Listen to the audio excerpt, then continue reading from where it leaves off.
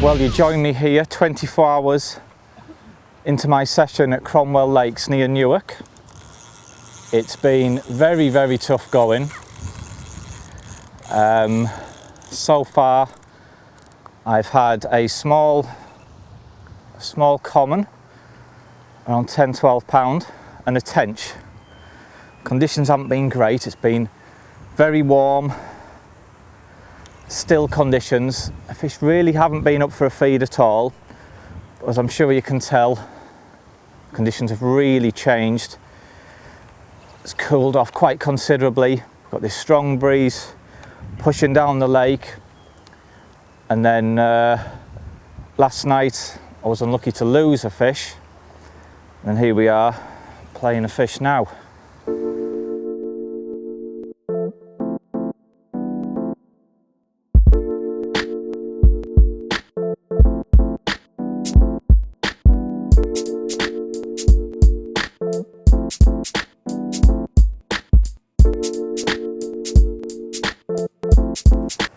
He's just managed to stick himself in a bit of weed just down here. He's moving again.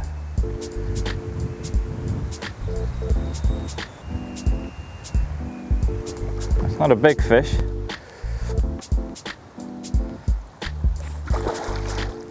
See the fluoro yellow pop up hanging from his mouth.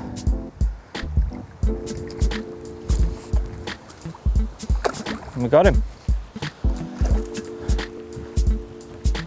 Happy days. Nice chunky double. Leave him there for now, get the mat sorted.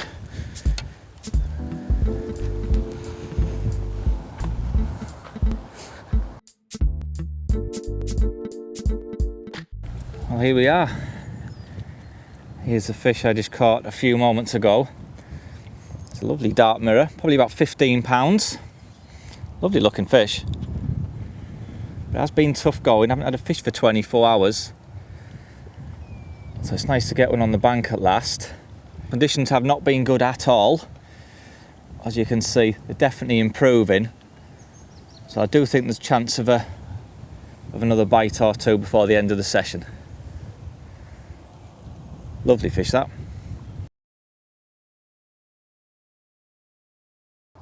Well, you just seen me catch that 15 pounder, and I'd just like to talk to you for a moment about the tackle and the tactics that I've been using.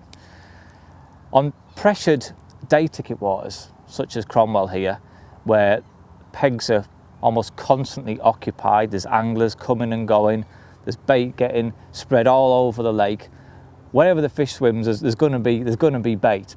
So you really do need to make sure that your hook bait stands out from all the other baits out there. And it's for that reason that I've been using the solid PVA bag approach. And this is how I like to use mine. Well, the first job is we compress the loading tool and put the locking collar over there like so. Then we have our bag. I'm using quite large bags here. The reason being is because of that debris, that chod on the bottom. I want a bag that will make sure the contents are really visible, even if they do land in all that debris. So, loader inside, then we just remove the locking collar. And that makes sure the bag fits securely in place on the loader. In the bottom of the bag, I place some dry ground bait. And the reason I do that, it enables me to mould the corners of the bag. Just makes the bag a lot more aerodynamic for casting.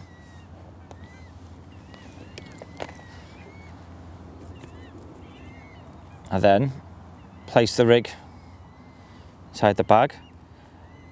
Now if I was doing a recast, what I would do, I'd quickly put the lead and the rig inside the dry ground bait, and it just takes off any moisture to stop the PVA dissolving. Then add some pellets, just a few, and then drop the lead into the bag. Top it up with a few more pellets.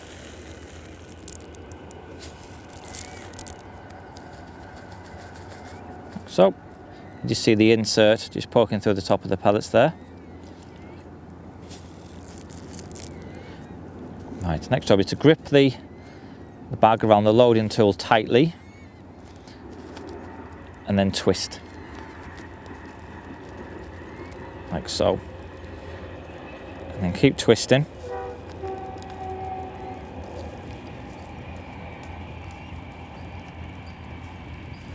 And then, as the PVA moves down the loader, you just lick the PVA all the way around.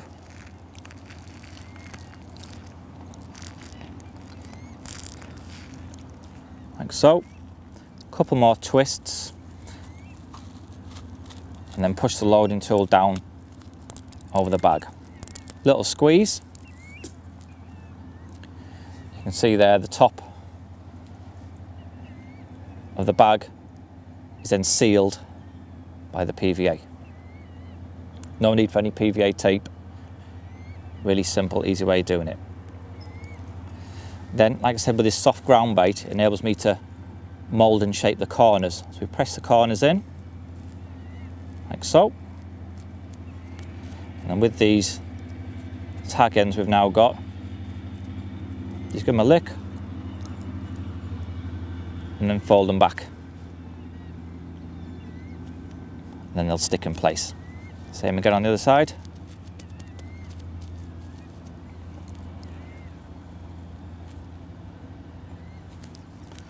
Now we have a nice aerodynamic bag ready to be cast out.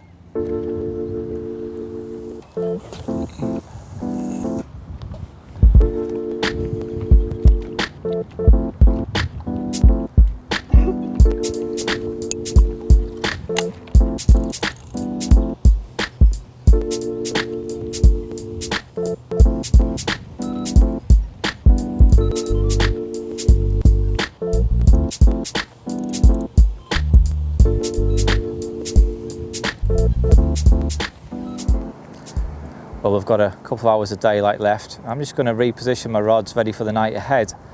Through the day, the wind has changed direction slightly. It was coming straight in my face, but through the day it's just started to turn and it's kind of pushing off to my right now. And I think through the day we have started seeing the odd fish just move slightly out of the area.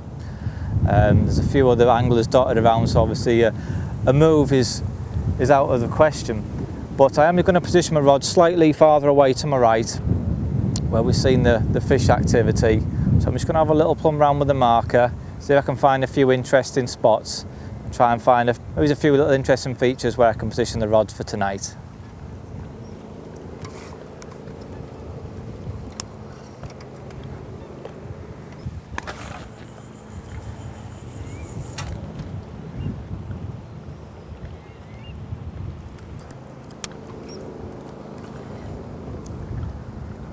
It's quite weedy out there. There's a fair bit of black chod. I'm just looking for clear areas, or any areas that perhaps feel as if they've been fed on, or an area that has been visited by carp. The tip's just sort of dragging there. Again, it's just this sort of silkweed, chod, sort of debris on the bottom. But every now and then you can find a very, very small sort of clear patch. It's either a smooth area of silt, or there's even an odd little sort of bin lid sized gravel patch. Areas that I think carp have perhaps visited recently and fed on and just cleared the bottom a little bit of that debris. So that's what I'm looking for out there. But they are few and far between, and generally fairly small, only bin lid size areas. So it's a bit of a needle in a haystack job, but found a couple of spots so far that produce bites.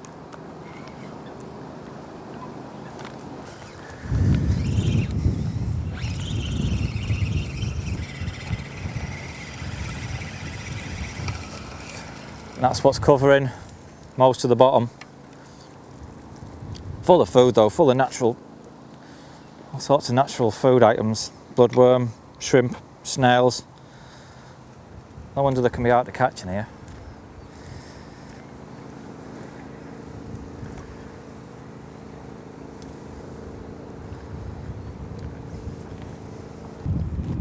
Notice I'm using a sharp boom on here, and without that it really would make the job impossible. If that was just a ledge straight off there, that would just clog up in weed instantly and the float would never ever rise to the surface.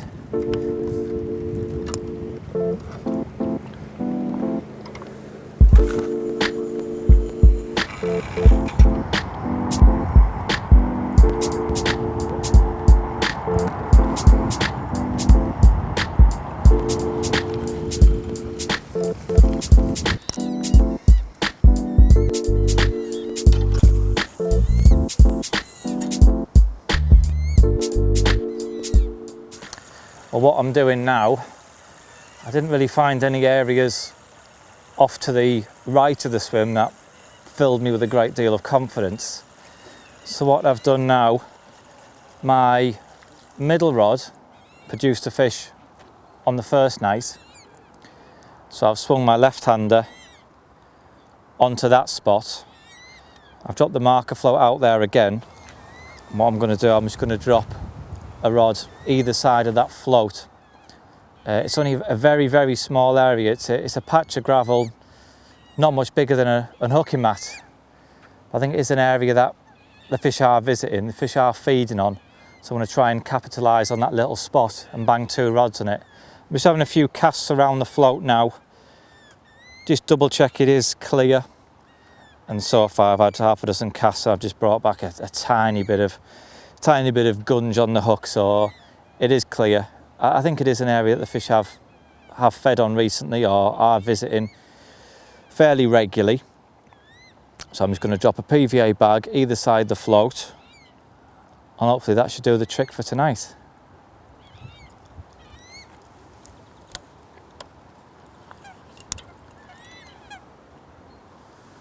So a few more casts, just double check it's nice and clear. Yeah, the lead's landing down nice and firm. It is catching the odd little bit of blanket weed on the way in, but this should come back clear as well.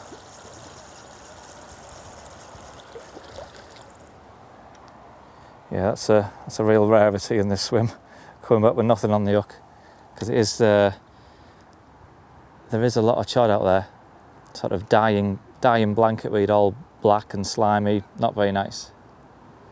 Yeah, I think it's a good spot, that. Definitely worth a bite.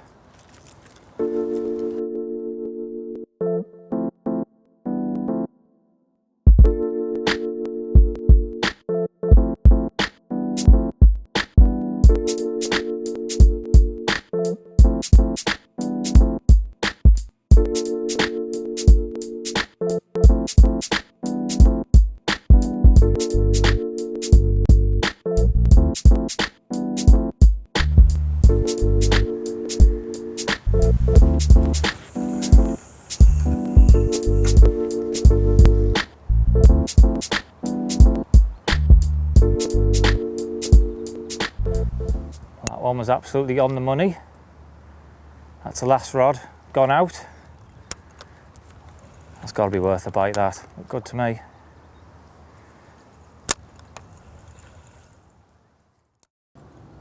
Well, good morning everyone. Last night was a quiet old night. Nothing happened. Stayed awake till the early hours. Didn't really see anything, didn't really hear anything. And I've been awake a couple of hours and again, looking out over the water, I haven't even seen a fish show yet. But this is actually coming up to bite time. It's now 8:15, and it seems a lot of fish have been getting caught sort of between 7 and 10 in the morning. So I'm still optimistic. On the downside, my ginger nuts have gone soggy. And in my experience, there is nothing worse than a soggy ginger nut. So never mind, I'm sure I'll pick myself up and carry on, and hopefully it's time for a fish yet.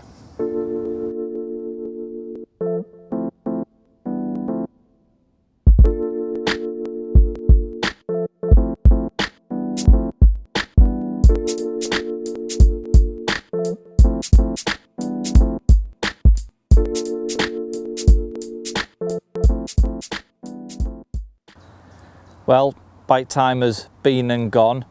No action was forthcoming, and I think our chances now of picking a fish up off the bottom are pretty remote, to be honest. But I've got one more throw of the dice. I'm going to come up in the water with the zigs. We have seen the odd fish in the area, so there are fish here. So I'm going to go on the zigs. Normally, in sort of bright conditions like this, I'd like a small piece of black foam. But because of the water clarity, what we've got is a real sort of quite a heavy algae bloom. So because of the poor visibility, I've gone with a whittled down pineapple pop-up, and even that, it's much bigger than I would normally use. But a high visibility fluoro pop-up, and that's fished on a size 9 SSSP hook, and that's tied to the 12-pound Zig and Floater hook link. Swims about 13 foot deep. Because we haven't seen a great deal of activity sort of on the surface, I'm fishing it about 4 foot under. I've just got a heavy lead, which is fished on a slick lead clip, so that the lead is dumped on the take. It just makes playing the fish a great deal more easier. Right, I'm going to wang it out, see what happens. I'm just placing the hook bait just on a bucket lid. There's a fair bit of bark chippings and stones and things like that in the swim, so I don't want to damage the hook point before it's even found its way in the lake.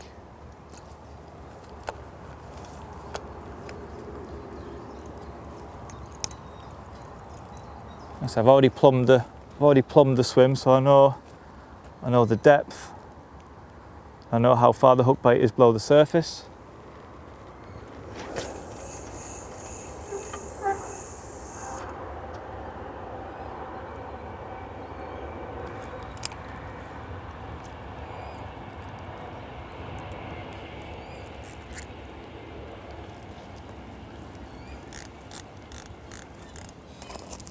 Once again, I'm fishing with the lines very, very tight.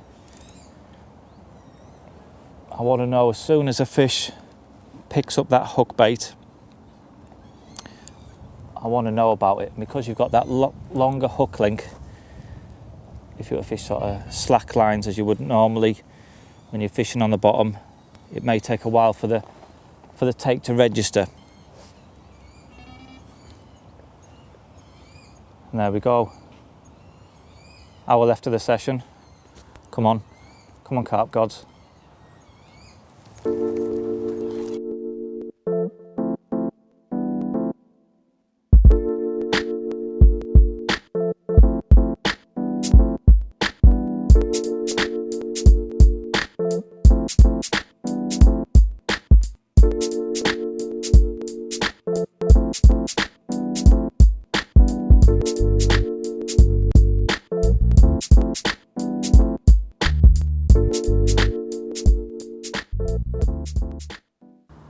Well, my time is just about up for this session.